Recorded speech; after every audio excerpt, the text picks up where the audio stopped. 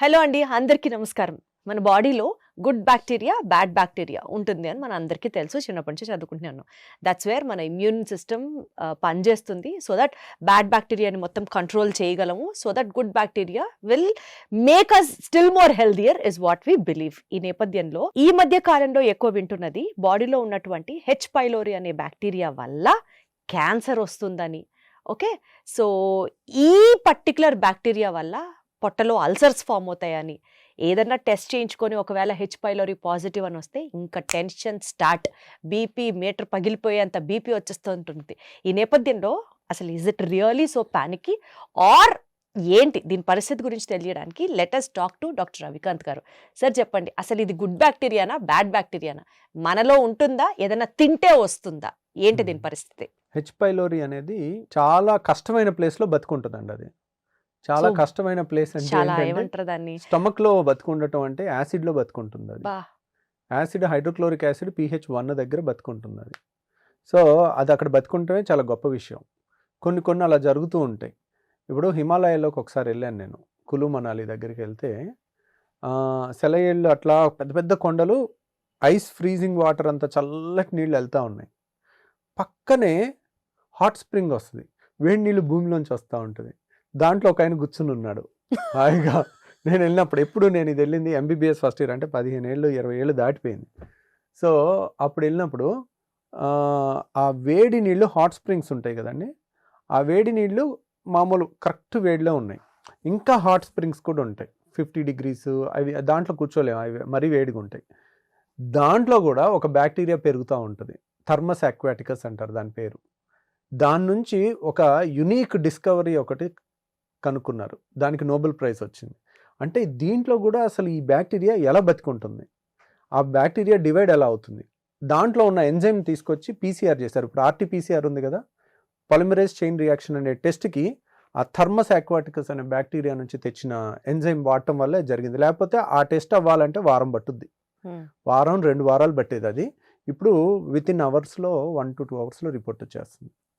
So అక్కడి నుంచి ఇక్కడికి ఎందుకు వెళ్ళామంటే, అలా హెచ్ పైలోరీ కూడా కష్టమైన ప్లేస్లో బతుకుంటుంది. పెద్ద పేగు ఉందనుకోండి, పెద్ద పేగు అంతా విరోచనమే, మొత్తం బ్యాక్టీరియానే, అక్కడ బ్యాక్టీరియాలు బతుకుంటాయి. చిన్న పేగులో బ్యాక్టీరియా బతుకుంటుంది, కానీ స్టమక్ యాసిడ్లో బతుకుండటం అనేది చాలా కష్టం, అక్కడ బతుకుంటుంది ఇది. సో అది ఎలా బతుకుంటుంది అంటే, స్టమక్ గోడ పైన మనకు ఒక ప్రొటెక్టివ్ లేయర్ ఉంటుంది, దాన్ని మ్యూకస్ మెంబ్రేన్ అంటారు. మ్యూకస్ అంటే జిగురుగా ఉంటుంది. ఇప్పుడు ముక్కులో ఉంటుంది, జిగురుగా ఉంటుంది మనకి. గొంతులో, ఉమ్ము కూడా కొంచెం జిగురుగా ఉంటుంది, వాటర్ లాగా ఉండదు.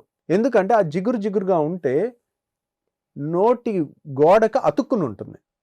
లేదనుకోండి అది అలా జారిపోయి ఊపిరితిత్తులు పడి వెంటనే పొలమారుతుంది మనకి. సో ఆ జిగురుతనం ఉండటం వల్ల మ్యూకస్, కొంచెం ప్రోటీన్ ఉంటుంది దాంట్లో, ఆ ప్రోటీన్ సెక్రీట్ అవ్వటం వల్ల మనకి మ్యూకోపాలిసాకరైడ్స్ అంటారు, అవి ఉండటం వల్ల అతుక్కుంటూ ఉంటుంది అనమాట.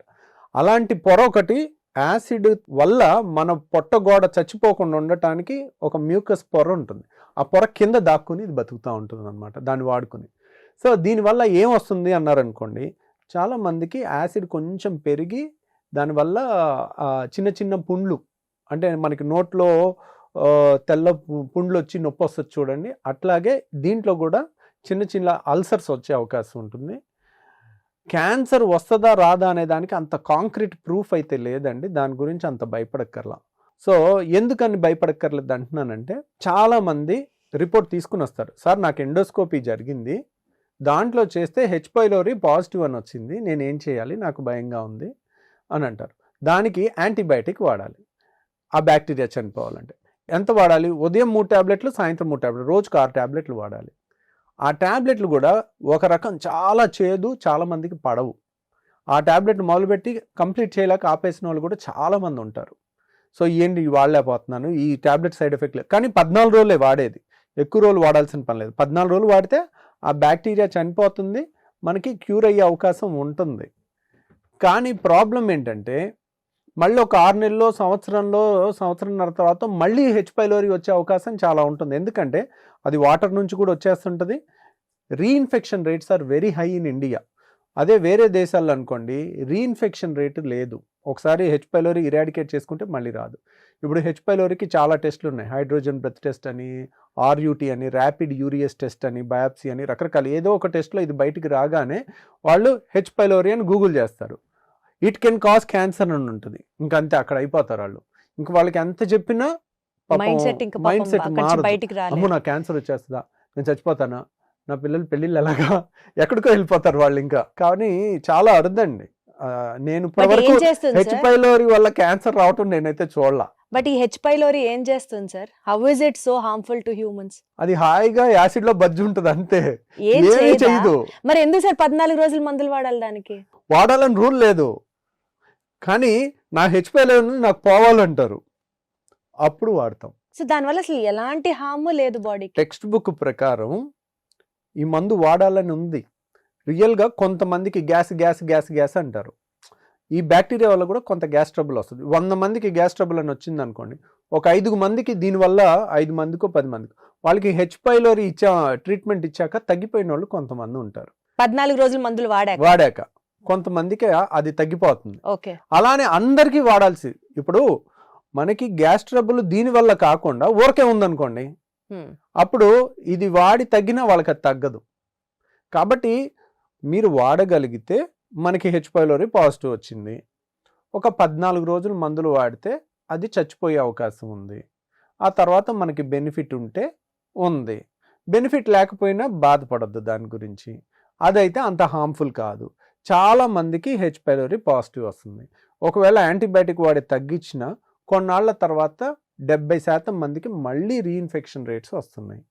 సో ఇవన్నీ చూసుకుని మీరు హైరాణ పడక్కర్లేదు. నేనైతే ఇప్పటి వరకు హెచ్ పైలోరీ వల్ల క్యాన్సర్ రావటం అనేది చూడలేదు.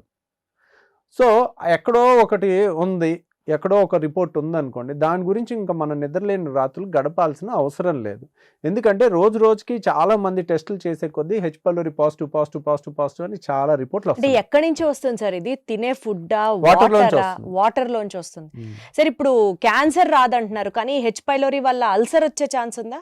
అల్సర్ వచ్చే ఛాన్స్ ఉంది, కానీ అల్సర్కి అద్భుతమైన మెడిసిన్స్ ఉన్నాయి. ఓకే. ఆ మెడిసిన్ వాడితే ఎంత పెద్ద అల్సర్ అయినా క్యూర్ అయిపోద్ది. కానీ దాని మూల కారణం హెచ్ పైలోరీని ట్రీట్ చేస్తుందా ఆ మందు?